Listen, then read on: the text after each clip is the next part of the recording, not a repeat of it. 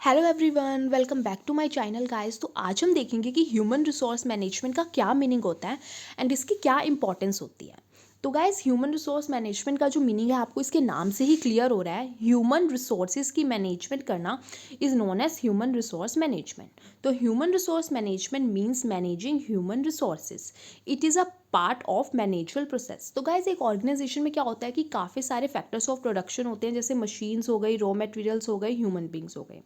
तो इन सारे फैक्टर्स में से ना जो ह्यूमन फैक्टर होता है ना, वो एक ऐसा फैक्टर होता है जो कि इन सारे अदर फैक्टर्स की एप्लीकेशन में मदद करता है, जो इन सब की एप्लीकेशन करता है। तो दैट्स वाई जो हमारा ह्यूमन रिसोर्स हो गया वो बहुत ही ज़्यादा वाइटल रोल प्ले करता है एक ऑर्गेनाइजेशन के अंदर। तो ह्यूमन रिसोर्स मैनेजमेंट में हम क्या करते हैं कि वेरियस टेक्निक्स का यूज़ करते हैं जिससे कि हम उनकी प्रॉब्लम्स को सॉल्व कर सकें और जो हमारे एम्प्लॉयज़ हैं अच्छे से काम कर सकें और ऑर्गेनाइजेशनल ऑब्जेक्टिव अचीव हो सके। ठीक है, तो हम कह सकते हैं कि ह्यूमन रिसोर्स मैनेजमेंट में be defined as a set of policies, practices and programs designed to maximize both personal and organisational goal. कि ह्यूमन रिसोर्स मैनेजमेंट एक सेट है पॉलिसीज़ का, प्रैक्टिसेस का एंड प्रोग्राम्स का, जिनको इस हिसाब से डिज़ाइन किया जाता है कि personal and organisational goal maximum level पे अचीव हो सके।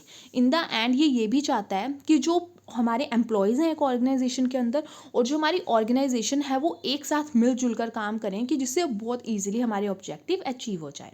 तो फ्लिपो ने क्या डेफिनेशन दी ह्यूमन रिसोर्स मैनेजमेंट की कि human resource management is the planning, organising, directing and controlling of the procurement, development, compensation, integration, maintenance and reproduction of the human resources.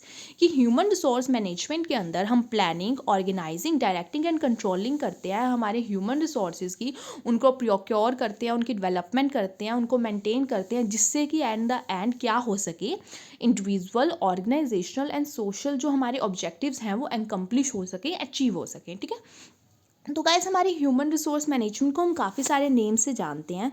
इसी को हम पर्सोनल मैनेजमेंट भी कहते हैं, मैन पावर मैनेजमेंट भी कहते हैं, पर्सोनल एडमिनिस्ट्रेशन भी हम HRM को ही कहते हैं, स्टाफ मैनेजमेंट एंड ऐसे इसके काफ़ी सारे नेम्स हैं।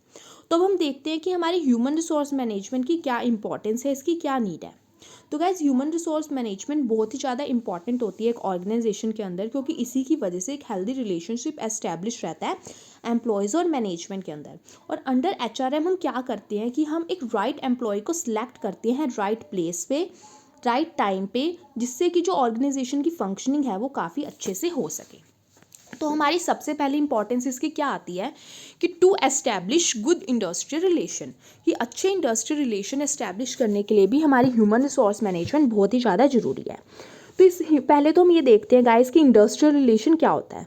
तो एक ऑर्गेनाइजेशन में जो मैनेजमेंट होती है और जो एम्प्लॉयज़ होते हैं ना, उनके बीच में जो रिलेशन होता है उसको हम इंडस्ट्रियल रिलेशन कहते हैं। ठीक है, तो ह्यूमन रिसोर्स मैनेजमेंट में क्या होता है कि एम्प्लॉयज़ की तरफ ध्यान दिया जाता है। उससे क्या होता है, जो एम्प्लॉयर्स हैं मतलब मैनेजमेंट है और जो एम्प्लॉयज़ हैं उनके बीच में एक अच्छा रिलेशन रहता है, तो ऑर्गेनाइजेशन में अच्छे से काम होता है, ऑर्गेनाइजेशन की प्रोग्रेस होती है। सेकंड, इसकी इंपॉर्टेंस क्या आती है, control on cost. Human resource management cost control में भी बहुत ही ज़्यादा क्रूशियल रोल प्ले करती है।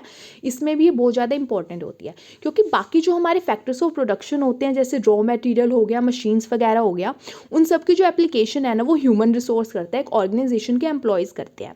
अगर ऑर्गेनाइजेशन के एम्प्लॉयज़ अच्छे से मशीन्स का, रॉ मटेरियल्स मतलब रेस्ट ऑफ ऑल फैक्टर्स का यूज़ करेंगे तो उनका कुछ मिसयूज़ नहीं होगा, उनकी कोई वेस्टेज नहीं होगा, तो उससे क्या होगा कि कॉस्ट पे कंट्रोल रहेगा, अच्छे से काम होता रहेगा। ठीक है, इसकी थर्ड इंपॉर्टेंस क्या होती है, इफेक्टिव रिक्रूटमेंट प्रोग्राम। ये तो सबसे ज़्यादा इंपॉर्टेंट पार्ट ही होता है ह्यूमन रिसोर्स मैनेजमेंट का, कि वो जो एफिशिएंट एम्प्लॉयज़ है उनकी रिक्रूटमेंट करते हैं कि ऑर्गेनाइजेशन के अंदर वो देखते हैं कि एक ऑर्गेनाइजेशन में कितने एम्प्लॉयज़ की रिक्वायरमेंट है, उसको एस्टिमेट करते हैं। देन उसके बाद क्या करते हैं कि वो recruitment and selection programmes organise करते हैं। ठीक है, फिर वो देखते हैं कि इंटरनल एंड एक्सटर्नल सोर्सेज क्या है रिक्रूटमेंट करने का, जिससे कि वो एक राइट पर्सन को सिलेक्ट कर सके राइट टाइम पे under the human resource management, की राइट पर्सन को वो सिलेक्ट कर सके जिससे कि ऑर्गेनाइजेशन की डेवलपमेंट हो सके। हमारी फोर्थ इंपॉर्टेंस क्या आ जाती है HRM की, कि decision related to promotion and demotion. तो ह्यूमन रिसोर्स मैनेजमेंट में क्या होता है कि जो एम्प्लॉयज़ होती हैं उनकी परफॉर्मेंस की ना एनालिसिस करी जाती है, बार बार देखा जाता है कि कौन सा एम्प्लॉय एफिशिएंट है तो उसको प्रमोट कर दिया, कौन सा एम्प्लॉय इनएफिशिएंट है तो उसको डिमोशन दे दिया। डिमोशन क्या होता है कि लोअर पोस्ट दे देना, एंड प्रमोशन क्या होता है वो तो आप सबको पता ही है कि अपर पोस्ट दे देना। ठीक है, ठीक है। तो परफॉर्मेंस इवेलुएट करी जाती है, जिसका रिजल्ट स्वरूप क्या होता है कि जो एम्प्लॉयज़ है ना वो मोटिवेट फील करते हैं, उनको दिखता है कि हमारे पास ग्रोथ का स्कोप है। तो इस वे में भी क्या होता है कि ह्यूमन रिसोर्स मैनेजमेंट बहुत ही ज़्यादा इंपॉर्टेंट है, ठीक है। उसके बाद balance in need and objective of the organisation and work force. तो गाइस ह्यूमन रिसोर्स मैनेजमेंट में क्या होता है कि जो एम्प्लॉयज़ एक ऑर्गेनाइजेशन में काम कर रहे हैं और जो ऑर्गेनाइजेशन है उसके नीड्स और ऑब्जेक्टिव के बीच में ना एक बैलेंस क्रिएट किया जाता है, जिससे कि क्या हो कि दोनों मिलजुल कर अच्छे से काम कर सकें और दोनों के ऑब्जेक्टिव अचीव हो सकें। तो इस काम में भी ह्यूमन रिसोर्स मैनेजमेंट एक बहुत ही ज़्यादा इंपॉर्टेंट रोल प्ले करता है। अगली हमारी इसकी इंपॉर्टेंस क्या आ गई, solution of the problems of the employees. तो एम्प्लॉयज़ की प्रॉब्लम सॉल्व करने में भी गाइस ह्यूमन रिसोर्स मैनेजमेंट बहुत ही ज़्यादा इंपॉर्टेंट रोल प्ले करता है, क्योंकि इसके अंदर हम वेरियस टेक्निक्स का यूज़ करते हैं जिससे कि जो एम्प्लॉयज़ की प्रॉब्लम है हम उसको सॉल्व कर सकें और जिससे कि ऑर्गेनाइजेशनल ऑब्जेक्टिव अच्छे से अचीव हो सके। हमारी 7th इंपॉर्टेंस क्या आ गई, optimum utilisation of the resources, कि रिसोर्सेज की ऑप्टिमम यूटिलाइजेशन होना। तो ह्यूमन रिसोर्स मैनेजमेंट की वजह से ना जो अच्छे से यूटिलाइजेशन है रिसोर्सेज की वो पॉसिबल हो पाती है। जो ह्यूमन बीइंग है वो भी तो एक रिसोर्स ही है ना एक ऑर्गेनाइजेशन के लिए, वो ही मतलब अच्छे से काम करेगा तो जो वो एफिशिएंटली और इफेक्टिवली काम करेगा तो वो क्या होगा, बाकी सारे फैक्टर्स की भी ऑप्टिमम यूटिलाइजेशन होगी। तो दैट्स वाई HRM यहाँ भी एक बहुत इंपॉर्टेंट रोल प्ले करती है। Increase in production and profit. तो गाइस जब एक ऑर्गेनाइजेशन का जो ह्यूमन रिसोर्स है वो अच्छे से अपनी एफिशिएंसी के साथ काम करेगा तो उससे क्या होगा, प्रोडक्शन इंक्रीज होएगी एक ऑर्गेनाइजेशन की। जब एक ऑर्गेनाइजेशन की प्रोडक्शन इंक्रीज होएगी तो उससे सेल्स वगैरह इंक्रीज होएंगी, प्रॉफिट इंक्रीज होएगा, तो ओवरऑल जो है ऑर्गेनाइजेशन की ग्रोथ होएगी और उसका ऑब्जेक्टिव्स वगैरह हैं तो वो सब अचीव हो सकेंगे। तो ये सारी की सारी गाइस इंपॉर्टेंस है हमारी ह्यूमन रिसोर्स मैनेजमेंट की। तो ह्यूमन रिसोर्स मैनेजमेंट एक ऑर्गेनाइजेशन के लिए बहुत ही ज़्यादा इंपॉर्टेंट होती है। उसके अंदर क्या होता है कि एम्प्लॉयज़ की ज़रूरतों पे, उनकी प्रॉब्लम्स पे ध्यान दिया जाता है, जिससे कि जो एक एम्प्लॉयज़ हैं ऑर्गेनाइजेशन में वो अच्छे से काम कर सकें, उनका मन अच्छे से ऑर्गेनाइजेशन में लगा रहे, ठीक है।